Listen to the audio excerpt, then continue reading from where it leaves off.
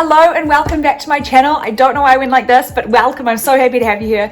My name is Genevieve, or Jen, or Giraffe, or G, or whatever you want to call me. If you're new here, welcome. I'm sitting in my new house, which is super exciting, and I've got my little dog on the ground over there. But we are in lockdown. It is day 5, if I'm not wrong. By the time you see this, it will probably be day 6 or 7 because I take years to edit videos. But I am back, and I am so happy to be here. So thank you for coming to join me.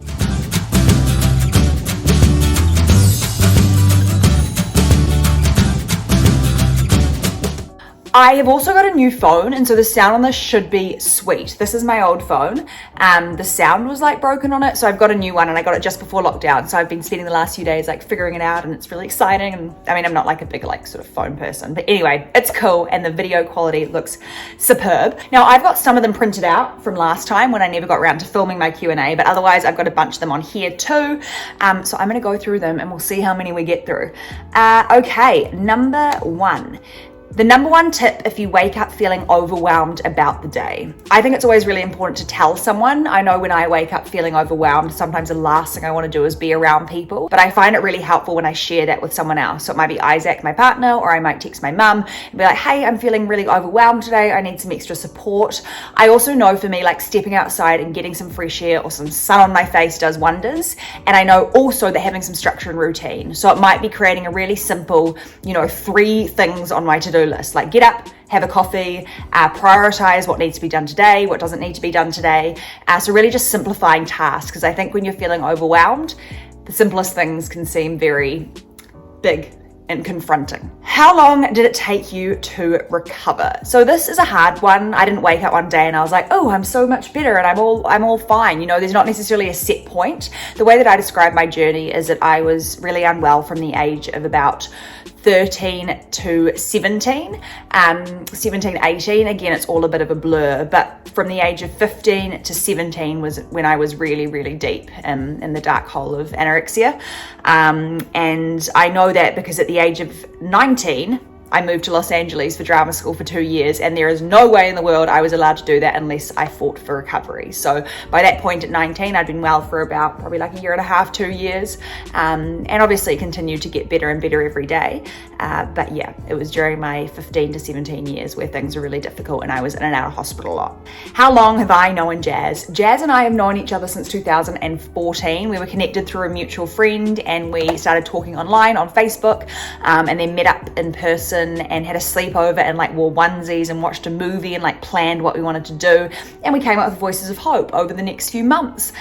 So I've known Jazz now for 2014, 15, 16, 17, 18, 19, 20, 21. My maths is not good. I've known her for 7 years, and we've been through a lot together in the last 7 years, but I feel very lucky to have her in my life. My favorite song,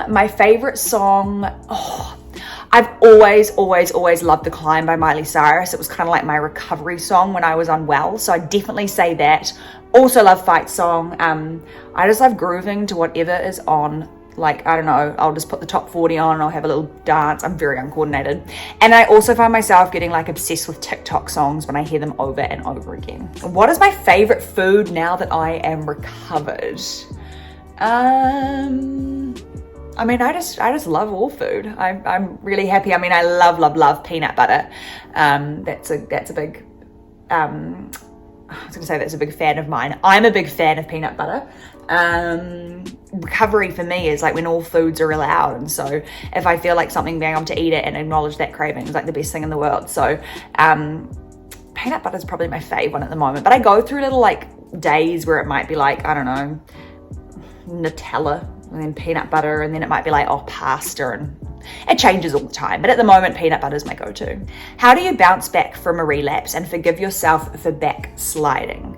I think the number 1 thing is to be kind to yourself. Recovery is not a linear process. I had moments where I was doing really, really well, and then I'd hit a little blip in the road, and things would be a bit more difficult for a little while. I think it's reminding yourself as well that you've done it before, so you can do it again. Deep down, you've got the strength to do it because you've done that before. So telling someone as well is really important, because then you're sharing the burden burden with someone else, and they're able to support you through that, and also not losing hope, holding on to hope that you can get through it, because I really do believe in you. And relapse does happen, and I tried to see moments like that as just a little detour in my journey, and no one journey is directly straight. What was the biggest help for you with your OCD? So I was very, very fortunate to find a specialist that specialized in obsessive compulsive disorder. He's amazing, and through that process I did exposure therapy, ERP, which was just incredible for me. And again, this is not medical advice, I'm not a doctor, this is purely just from my lived experience. But exposure therapy for me, and for many people that do it, is when you're exposed to the source of the anxiety and you've got to face that head on. And yes, it's terrifying, but through that process I learned that if you sit with that feeling and that thought and that worry, that it does pass and that it cannot hurt you. A thought is not reality. What inspired you to create Voices of Hope? So Jazz and I created Voices of Hope as something that we wish we'd had when we were unwell. There was nowhere to turn to feel inspired, to feel empowered, to feel less alone in my fight or our fights. I know for me, I felt like an incredible amount of shame for what I went through, because I thought I was the only one in the world. Like, I knew no one else that had gone on a journey like I had gone through. And I didn't want anyone to feel that way. And so Jazz and I combined forces. She's incredible at directing videos. I've always had a passion for the film and television industry, went to drama school in the States for 2 years. So it was kind of just combining our passion for wanting to help people that were in the position we once were, and also using film and television and video to do that. So it was a process. It was definitely a process. I think at first, many of the initial interviews we did in 2014, we just interviewed our friends. Like, we asked people in our own networks if we could interview them and talk to them about their stories.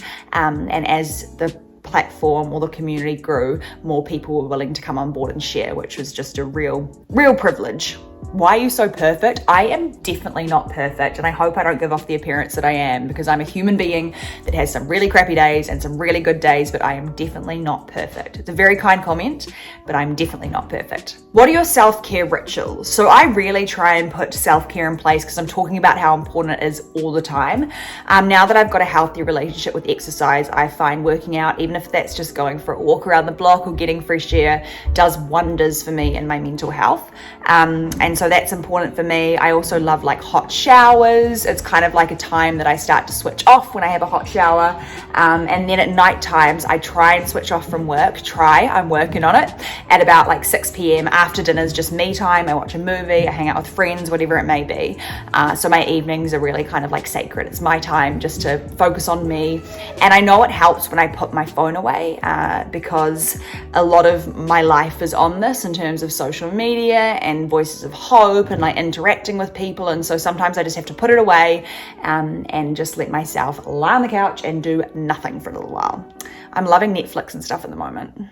What helps you to stay positive and hopeful during these times? I'm assuming you're meaning COVID and lockdown. I think for me, a big part of it is just trust. Like, I have no idea what's going on, so I'm just trusting the professionals. They're doing what they need to do to keep our community and our country safe. So trust is a big part of it. And also making sure that I stay connected to my friends and family. And also, really importantly, not following like every news outlet, because I think already I'm seeing all this stuff on my social media being like, this is happening, and like conspiracies around why this is happening and what's happening next. And so really focusing on reliable news sources that can give me the information I need without causing extra angst or worry. Fave show. I'm loving Love Island at the moment. Chloe, I got Chloe's nails, or similar. She had pastel, and I was like, I gotta go do that. Is it pastel or pastel? So yeah, Love Island, but I'm also watching Never Have I Ever. Jazz started watching Outer Banks last night and said it's amazing, so I'm gonna start watching that. I like just like easy, don't have to think about it, switch it on, it's there, it's done, kaboom. What is your star sign? We'll end on a brighter, lighter note. So my star sign is Virgo. My birthday is September 19th, 1994. So I'm turning 27 in like a month, which is just like, can't believe it. But I'm getting old. No, I'm kidding. I'm young. I think I'm young. Anyway, thank you guys so much for joining me. I wanted to make these really quick so they're manageable and easy for you guys to watch. I hope you find them inspiring, uplifting. These are your guys' questions, and it's so cool to get to answer them for you. So I don't know why I just made it look like I was rapping. But yeah, you guys are awesome, and make sure you tune in for part 2 very, very soon. Have a good day, and we'll speak soon. Mwah. Bye.